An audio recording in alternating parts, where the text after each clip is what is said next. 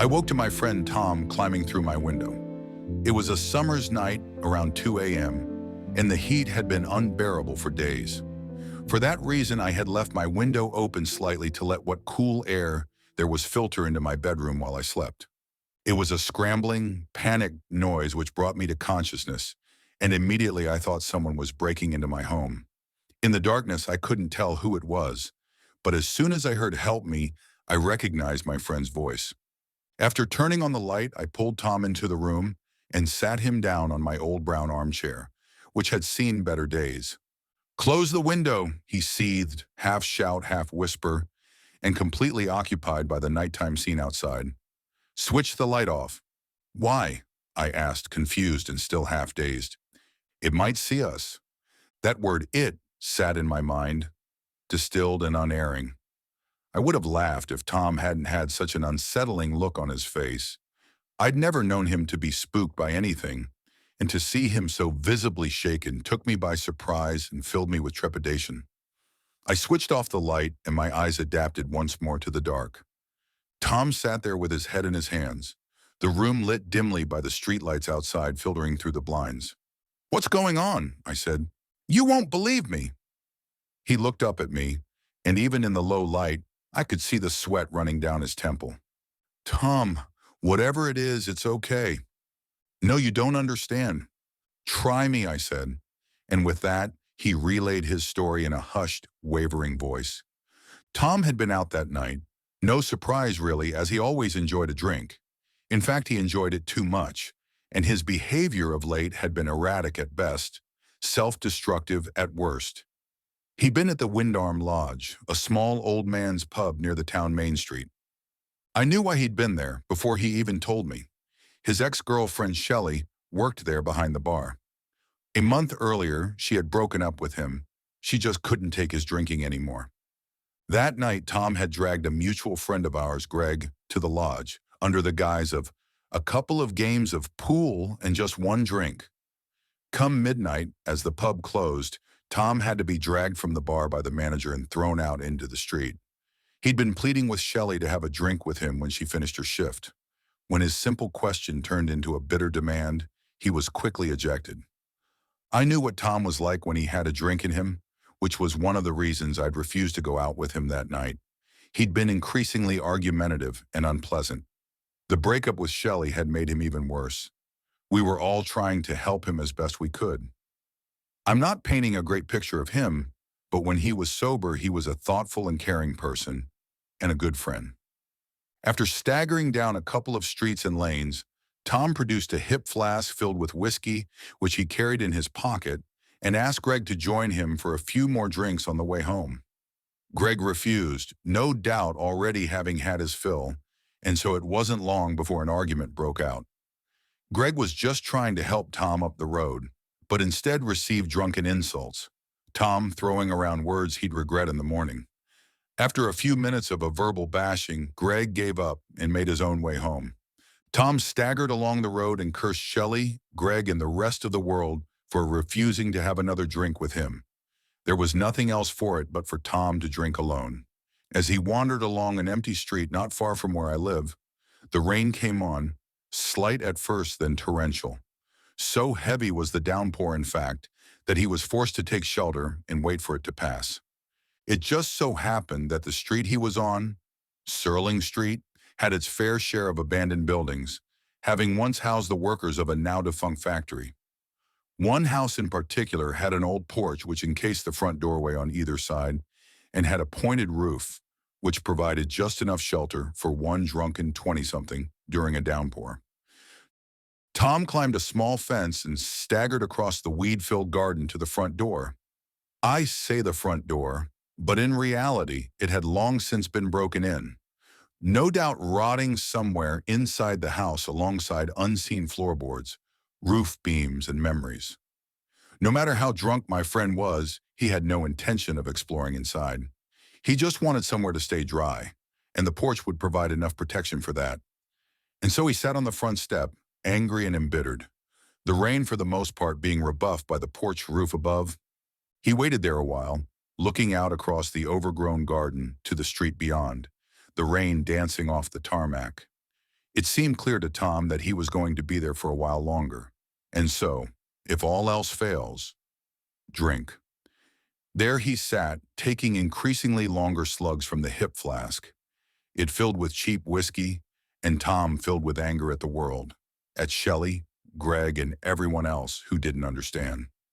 Now, Tom had a habit common to heavy drinkers. When he would get to the precipice and intoxicate most of his sober mind, he started to talk to himself. And that night, after the pub and a good portion of the hip flask, he began a conversation. He cursed his friends and family, his situation. He called Shelley a whore, and beyond all else, he hated those around him for being so perfect and lecturing him on how to live his life. At least the drink wouldn't turn its back on him. That was something he always said he could rely on. The rain hadn't abated, falling with the same ferocity as it had from the start. Tom's words swallowed up by the white noise, which blanketed everything around him. Finally, after another slug of whiskey, he slumped against the cold, rotting porch frame, closed his eyes, and began to drift off to a drunken sleep. As he did so, he mumbled once more about Greg and Shelley's refusal to join him, that it was just one drink for the road. It was then that Tom felt a drip of rain make its way through a crack above onto his forehead, and at the same time the weight of something uncomfortable prodding into his shoulder. As he opened his eyes, he felt a warm, humid breeze flutter across his face, arid and stale, far removed from the air around him, which pulsated with each sheet of rain. "I'll drink with you," a graveled voice breathed into Tom's ear. He turned, startled and horrified by those words, only to be confronted by an unnatural, aberrant face which rested its pointed chin on his shoulder, its body poking out from the darkened doorway behind. The face was covered in dirt and grime, as if it had spent decades beneath the earth, and had the shrouded appearance of ivory cloth pulled tightly over a withered frame, implying skeletal features beneath and showing every movement of jaw and bone. There are some sights which will sober even the most inebriated drunk, and this was one of them. Tom dived forward, falling onto a slabbed garden path thinly concealed by weeds and soil. He screamed at the top of his voice, only to be drowned out by the torrential rain, its million voices engulfing his forsaken one. Clawing at the ground, he rushed to his feet and leapt over the garden fence into the street. Then on into the rain, into the night, away from that house, from whatever thing had been disturbed there. Blood coursed through his veins as he fled, and his head began to ache excruciatingly from a potent cocktail of fear and alcohol. Gasping for breath, he stopped for a moment, now far away from the house at the other end of the street. He turned to look back, but it was difficult to see, the rain hurling itself into his eyes with such force that the scenery was blurred and indistinct. Slowly he calmed and entered into a sober dialogue with himself about having drank too much and just seeing things. It was then that through the bubbling wall of rain he saw something move. A figure shrouded in darkness and cloth climbed over the fence in pursuit. Tom wiped his eyes in disbelief as it began to run towards him at speed. Panic, absolute and controlling. Tom turned screaming, no one able to hear his pleas for help. He kept running. He left Serling Street behind, and yet at every turn, the shrouded thing from the house followed. Finally, he made it to the street where I live and clambered through the window hoping to be saved. I stood there in silence. He seemed so upset, so certain, that he even had me believing his story for a moment. But then what I saw as the truth presented itself. "Tom," I said gently, "you're bone dry." "What?" "No, I'm—" He stopped as he ran his hands over his clothes and then his hair. "There hasn't been a drop of rain in weeks, and tonight has been just as still as the others." "But—" He hesitated for a moment, shaking his head and rubbing his mouth with his hand. "No, I'm telling you, this happened. That thing is real. Tom, you've been drinking too much, and you probably fell asleep, and in a daze you made it here." I placed my hand on his shoulder to reassure him. "Please, let's get you home. Give me a minute to change my clothes and I'll walk you there." As I moved across the room, Tom pulled out his whiskey flask and took a big slug. "Maybe you're right. Just need to sleep it off." I turned to put the light on, but before I had a chance to, Tom let out an almighty scream. I have genuinely never heard anything like it. Utter fear, complete and distraught.